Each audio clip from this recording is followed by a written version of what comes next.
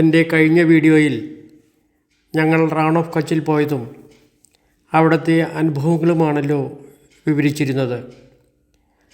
Rann of കച്ചിൽ നിന്ന് ഞങ്ങളെ Evoque team tent സിറ്റിയിലേക്ക് തിരികെ കൊണ്ടുവന്നു. രാത്രിയിലെ വിഭവസമൃദ്ധമായ ഡിന്നറിന് ശേഷം ഞങ്ങൾ ടെൻ്റ് സിറ്റിയിലെ കലാസാംസ്കാരിക പരിപാടികളിൽ പങ്കെടുത്തു. കാണികളുടെ പാർട്ടിസിപ്പേഷൻ ഉറപ്പുവരുത്തുന്ന തരത്തിലായിരുന്നു അവിടുത്തെ സാംസ്കാരിക പരിപാടികൾ. ഭുജ് നഗരത്തിൻ്റെ സംസ്കാരവുമായി ബന്ധപ്പെട്ട പരിപാടികളായിരുന്നു മിക്കവയും. ഇതിൽ സംഗീതം, നൃത്തം, നാടകം തുടങ്ങിയ കലാരൂപങ്ങൾ പ്രദർശിപ്പിച്ചിരുന്നു. ഒരു പ്രധാന കാര്യം, ഈ കലാസാംസ്കാരിക പരിപാടികളൊക്കെ പ്രാദേശിക കലാകാരന്മാരെ പ്രോത്സാഹിപ്പിക്കുന്നവയും സന്ദർശകർക്ക് ഗുജറാത്തിൻ്റെ സമ്പന്നമായ സംസ്കാരം മനസ്സിലാക്കുവാൻ സഹായിക്കുന്നവയും ആയിരുന്നു. ഞങ്ങൾ ഗർബ, ഡാണ്ടിയ, റാസ് മുതലായ നൃത്തരൂപങ്ങൾ അതിൻ്റെ തനതായ രീതിയിൽ ആസ്വദിച്ചു. ഇവിടുത്തെ സംഗീതങ്ങൾ നാടോടി സംഗീതത്തിന് സമാനമായി തോന്നി. ഇവർ തബല, ഹാർമോണിയം, മണിജിറ, ഡഫ് തുടങ്ങിയ സംഗീതോപകരണങ്ങൾ സമൃദ്ധമായി ഉപയോഗിക്കുന്നത് കാണാമായിരുന്നു. ഇവർ ആലപിച്ച കവിതകൾ പ്രണയം തുളുമ്പുന്നവയും മനസ്സിനെ തൊട്ടുണർത്തുന്നതും ആയിരുന്നു. ഞങ്ങൾ അവരോടൊപ്പം പാടി നൃത്തം ചെയ്തു. രാത്രി വൈകി ഉറങ്ങി. ഞങ്ങൾക്കെല്ലാം ഒരു അദ്വിതീയ അനുഭവമായിരുന്നു. ഇന്ന് 2025 മാർച്ച് 1. പ്രഭാതത്തിൻ്റെ നേരിയ പ്രകാശം ടെൻറ്റിലെ തുണികളിലൂടെ അകത്ത് കടന്ന് ഞങ്ങളെ ഉണർത്തി. അല്പം മയക്കത്തോടെയുള്ള ഉണർവായിരുന്നു, പക്ഷേ മനസ്സിലൊരു തിടുക്കമുണ്ടായിരുന്നു. പതിവ് പോലെ നടക്കുന്നതിനു വേണ്ടി ടെൻറ്റിന് പുറത്തിറങ്ങി. കുളിർകാറ്റ് മുഖത്തേക്ക് വീശി. തണുത്ത പ്രഭാതത്തിൻ്റെ സ്പർശനം അവാച്യമായ ഒരു അനുഭൂതി തന്നു. അവിടുത്തെ ശാന്തതയും പ്രകൃതിയുടെ മന്ദമാരുതനും ഒരുമിച്ച് മനസ്സ് സന്തോഷം കൊണ്ട് നിറഞ്ഞു. എല്ലാം ഒരു സ്വപ്നം പോലെ തോന്നി. ടെൻറ്റുകൾക്ക് നടുവിലായി വൃത്താകാരത്തിലുള്ള കിലോമീറ്ററുകൾ നീളമുള്ള ഗ്രൗണ്ടിലൂടെയായിരുന്നു നടത്തം. അതിന് മധ്യത്തിലായി മുളകൊണ്ട് മേൽക്കൂരകളുള്ള കൂടാരങ്ങളുണ്ട്. അത് കച്ച് ശൈലിയിൽ പെയിൻറ്റിങ്ങുകൾ ചെയ്ത് മനോഹരമാക്കിയിരിക്കുന്നു. 6:30 വരെ ഞങ്ങൾ നടന്നു. ഒരു ജീവനക്കാരൻ കോഫി കൊണ്ടുവന്ന് തന്നു. ചൂടുള്ള കോഫിയുടെ സുഗന്ധം പ്രഭാതത്തിൻ്റെ തണുപ്പിൽ കലർന്നു.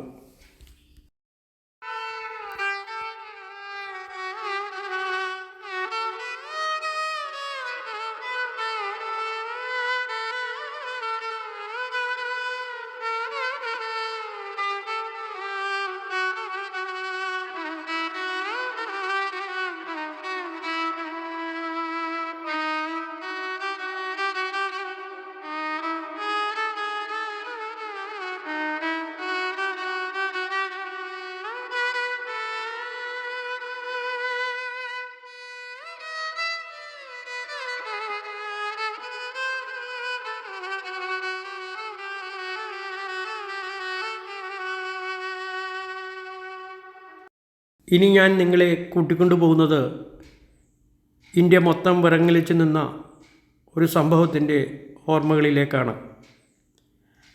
അന്ന് 2001 ഇന്ത്യ റിപ്പബ്ലിക് ദിനം ആഘോഷിക്കുന്ന ജനുവരി 26 രാവിലെ 8:46 നടന്ന ഭുജ് ഭൂകമ്പം.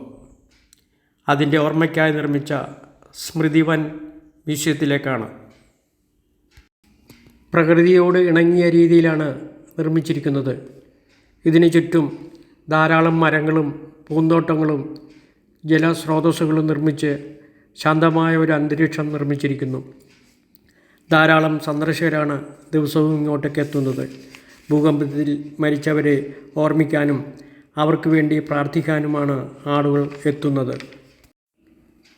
ഇതിൻ്റെ പ്രധാന ഉദ്ദേശം ഓരോ ജീവൻ നഷ്ടത്തിനും ഓരോ മരം വയ്ക്കുക എന്നുള്ളതാണ്. അത് വളരെ നല്ലതും നൂതനവുമായ ഒരു ആശയമായി എനിക്ക് തോന്നി. മ്യൂസിയത്തിന് 3 പ്രധാന ഭാഗങ്ങളുണ്ട്. സ്മൃതിവൻ ഗാർഡൻ എന്ന 4 കിലോമീറ്റർ ട്രെക്കിംഗ് പാതയും ഭൂകമ്പ മ്യൂസിയവും. ഇതൊരു ഓഡിയോ വിഷ്വൽ ടൂറാണ്. ഒരു ഗൈഡ് ഞങ്ങളോട് ഭുജിൻ്റെ ചരിത്രം പറഞ്ഞത് ഇങ്ങനെയാണ്. 16-ാം നൂറ്റാണ്ടിൽ റാവോ കൻഗാർജി എന്ന രാജാവ് ഭുജ് നഗരം സ്ഥാപിച്ചു. കച്ച് നഗരത്തിൻ്റെ രാജാവായിരുന്നു ഇദ്ദേഹം. ഭുജ് അദ്ദേഹത്തിൻ്റെ തലസ്ഥാനമായിരുന്നു. അദ്ദേഹം 1549-ൽ അവിടെ ഭുജിയോടി കോട്ട നിർമ്മിച്ചു. 1819-ൽ ബ്രിട്ടീഷുകാർ ഭുജ് കീഴടക്കി. ഭുജ് ബ്രിട്ടീഷ് ഇന്ത്യയുടെ ഭാഗമായി. 1947 ഇന്ത്യക്ക് സ്വാതന്ത്ര്യം കിട്ടിയപ്പോൾ ഭുജ് ഗുജറാത്ത് സംസ്ഥാനത്തിൻ്റെ ഭാഗമായി. 4 കിലോമീറ്റർ ദൂരമുള്ള ട്രെക്കിംഗ് പാതയാണ് സ്മൃതിവൻ മ്യൂസിയത്തിൻ്റെ മറ്റൊരു ഭാഗം. ഒരു ചെറിയ കുന്നിൻ്റെ മുകളിലേക്കാണ് ട്രെക്കിംഗ് പോകുന്നത്. ഈ യാത്രയിൽ പ്രകൃതിയുടെ സൗന്ദര്യവും ശാന്തതയും ട്രെക്കേഴ്സിന് നന്നായി ആസ്വദിക്കാം. കുന്നിൻ്റെ മുകളിൽ നിന്നാൽ ഭുജ് നഗരം മുഴുവനായി കാണാൻ സാധിക്കും.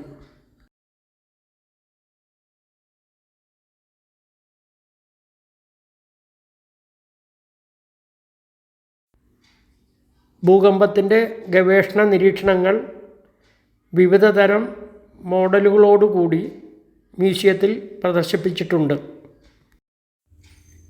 20,000-ത്തിലധികം പേർക്ക് ജീവഹാനി സംഭവിച്ചു. 1,67,000-ത്തിലധികം പേർക്ക് പരിക്ക് പറ്റി. 3,40,000-ത്തിലധികം കെട്ടിടങ്ങൾ തകർന്നു. 7,38,000-ത്തിലധികം കെട്ടിടങ്ങൾക്ക് നാശനഷ്ടം സംഭവിച്ചു. ഗുജറാത്തിലെ മറ്റെല്ലാ സ്ഥലങ്ങളിലും ഇതിൻ്റെ ആഘാതമുണ്ടായി. റോഡുകൾ, പാലങ്ങൾ, ജലസേചന സൗകര്യങ്ങൾ തുടങ്ങിയ അടിസ്ഥാന സൗകര്യങ്ങൾക്കെല്ലാം വലിയ നാശനഷ്ടം സംഭവിച്ചു. ഇവിടുത്തെ ഏറ്റവും വലിയ ആകർഷണം ഭൂകമ്പ സിമുലേറ്ററാണ്. ഇത് സന്ദർശകർക്ക് 2001-ലെ ഭൂകമ്പത്തിൻ്റെ അനുഭവം സുരക്ഷിതമായ പരിസ്ഥിതിയിൽ അനുഭവിക്കാനുള്ള അവസരം നൽകുന്നു. സന്ദർശകർ ഇതിൻ്റെ പ്ലാറ്റ്ഫോമിൽ നിന്നാൽ ഭൂകമ്പത്തിൻ്റെ ശക്തിയും ഭീതിയും അനുഭവിക്കാൻ കഴിയും. വിദ്യാർത്ഥികൾക്കും സാധാരണ ജനങ്ങൾക്കും ഭൂകമ്പത്തെക്കുറിച്ച് പഠിക്കാനുള്ള ഒരു അവസരം ലഭിക്കുന്നു. ഇതിൽ നിന്നാൽ നമ്മൾ ഭുജിലെ ഭൂകമ്പം നേരിട്ട് അനുഭവിച്ച പ്രതീതി ലഭിക്കുന്നു.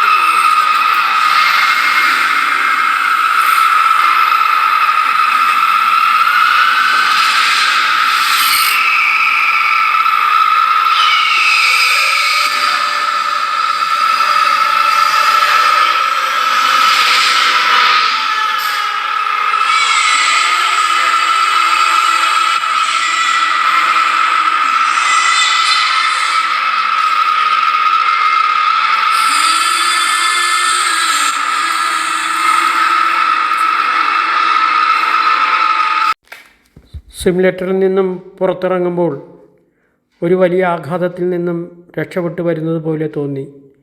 അപ്പോൾ അതനുഭവിച്ച ഭുജിലെ ജനങ്ങളുടെ മാനസികാവസ്ഥ ഒന്ന് ആലോചിച്ച് നോക്കൂ. മ്യൂസിയത്തിൻ്റെ കവാടത്തിൽ സ്റ്റെയിൻലെസ് സ്റ്റീൽ കൊണ്ട് നിർമ്മിച്ച ഒരു കൂറ്റൻ ശില്പമുണ്ട്. ഇത് ഭുജിലെ സ്ത്രീകൾ കഴുത്തിൽ അണിയുന്ന വരലോഗ് അല്ലെങ്കിൽ ഹസൂലി എന്ന വെള്ളി മംഗല്യസൂത്രത്തിൻ്റെ മോഡലാണ്. ഇതിൻ്റെ ആകൃതി ചലിക്കുന്ന സർപ്പത്തിൻ്റെയോ ജലത്തിൻ്റെയോ ആകൃതിയോട് ഉപമിക്കാം. ഭുജ് എന്നാൽ സർപ്പമെന്നാണല്ലോ അർത്ഥം. ഇത് സ്ത്രീകളുടെ വിശ്വാസവും സാംസ്കാരിക പൈതൃകവും പ്രതിഫലിപ്പിക്കുന്നു. ഭൂകമ്പത്തിന് ശേഷം തകർന്ന കെട്ടിടങ്ങളും ക്ഷേത്രങ്ങളും പുനർനിർമ്മിച്ചു. ഭുജുകാർ ഇപ്പോൾ അവരുടെ ജീവിതം തിരികെ നിർമ്മിച്ചു വരികയാണ്. ഭുജ് ഭൂകമ്പത്തിൻ്റെ വിവരണങ്ങൾ ഇവിടെ അവസാനിക്കുന്നു. നാളെ ഞങ്ങൾ ഗുജറാത്തിലൂടെ കടന്നു പോകുന്ന ട്രോപ്പിക് ഓഫ് ക്യാൻസർ കടന്ന് പട്ടാനിലെ റാണി കി വാവ് എന്ന സ്റ്റെപ്പ് വെല്ലും മോധുരയിലെ സൂര്യക്ഷേത്രവും കാണാൻ പോകും. വീഡിയോ കണ്ടതിന് നന്ദി. നിങ്ങളുടെ അഭിപ്രായങ്ങൾ പങ്കുവയ്ക്കുക.